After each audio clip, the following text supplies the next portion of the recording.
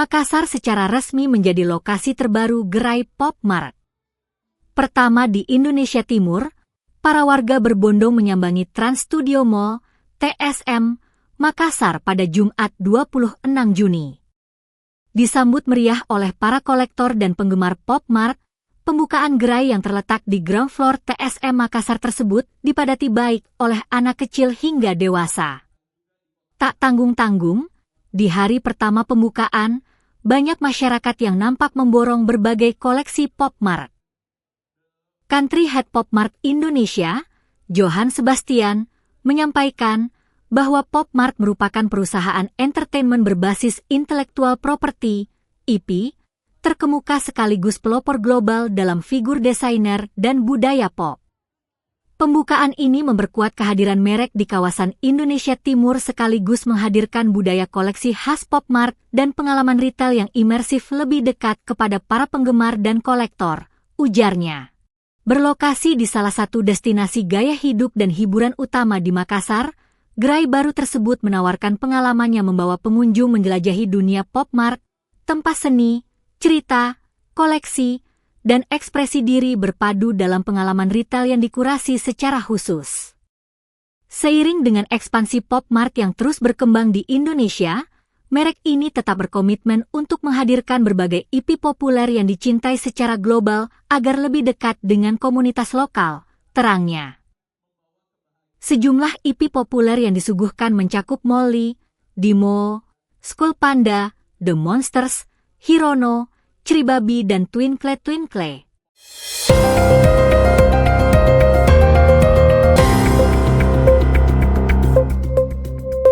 Cape Verde memastikan langkah ke babak 32 besar Piala Dunia 2026 setelah menahan imbang Arab Saudi tanpa gol pada laga terakhir Grup H di Stadion Houston, Texas, Amerika Serikat, Sabtu 27 Juni pagi waktu Indonesia Barat.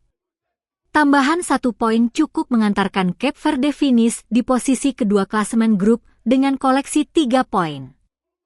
Pertandingan berlangsung ketat sejak menit awal karena kedua tim sama-sama mengincar kemenangan demi menjaga peluang lolos ke fase gugur.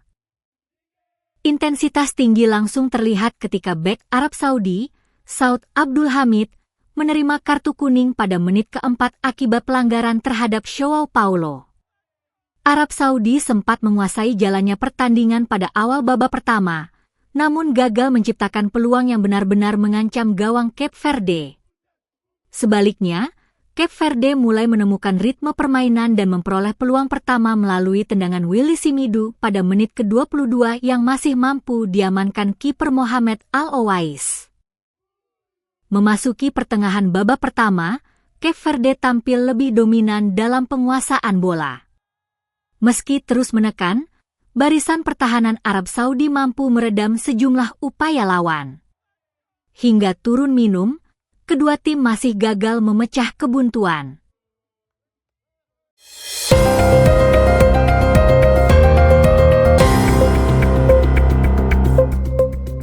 Wali Kota Makassar, Munafri Arifuddin alias Api mengukuhkan dan melantik sebanyak 153 imam kelurahan sekota Makassar dalam rangkaian Tablik Akbar yang digelar di Masjid Al-Markas Al-Islami Jenderal M. Yusuf, Kamis 25 Juni.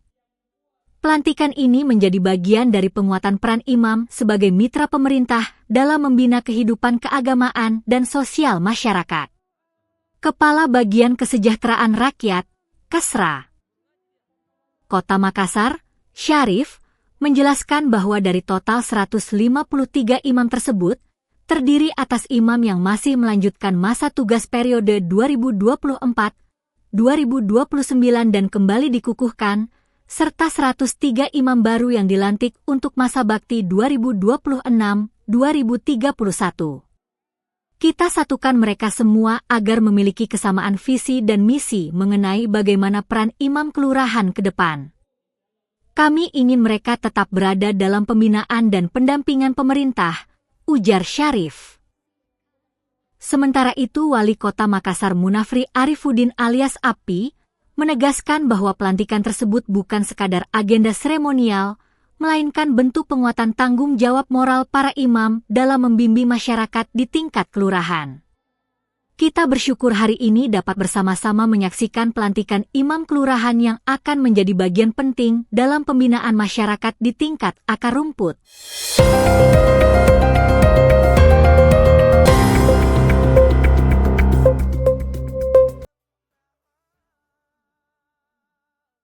Pemerintah Kota Makassar mulai menata ulang kawasan Jalan Tinumbu usai penertiban pedagang kaki lima, PKL, dan pembongkaran bangunan yang berdiri di atas saluran drainase. Langkah tersebut diawali dengan pembangunan kembali trotoar untuk mengembalikan fungsi ruang publik sekaligus memperlancar sistem drainase di kawasan tersebut. Kepala Dinas Pekerjaan Umum, PU, Kota Makassar, Zuhailsi Zubir, mengatakan penataan dilakukan agar area yang telah dibebaskan tidak kembali disalahgunakan dan dapat dimanfaatkan masyarakat sesuai fungsinya. Setelah dilakukan pembongkaran bangunan yang berada di atas saluran air, kami langsung melakukan penataan kawasan agar dapat dimanfaatkan kembali oleh masyarakat, kata Zuhailsi, Kamis 25 Juni. Pekerjaan difokuskan di Jalan Tinumbu, tepatnya di kawasan perbatasan Kecamatan Bonto Ala dan Kecamatan Talo, yang merupakan salah satu ruas dengan aktivitas masyarakat cukup tinggi. Dinas PU membangun trotoar baru selebar sekitar 1,7 meter dengan panjang kurang lebih 70 meter untuk memberikan ruang yang lebih aman dan nyaman bagi pejalan kaki.